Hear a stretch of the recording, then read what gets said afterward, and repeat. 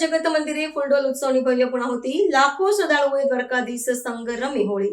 દેવભૂમિ દ્વારકાના ઐતિહાસિક જગમંદિરે અબીલ ગુલાલની છોડો વચ્ચે વિશ્વ પ્રસિદ્ધ ફૂલડોલ ઉત્સવની અત્યંત ભવ્ય અને ઉલ્લાસપૂર્વક પૂર્ણાહુતિ થઈ। ભગવાન દ્વારકાધીશના સાનિધ્યમાં લાખો શ્રદ્ધાળુઓએ રાસની રમઝટ અને ધાર્મિક પરંપરાઓ સાથે રંગોત્સવની ઉજવણી કરી આધ્યાત્મિક ધન્યતા અનુભવી હતી।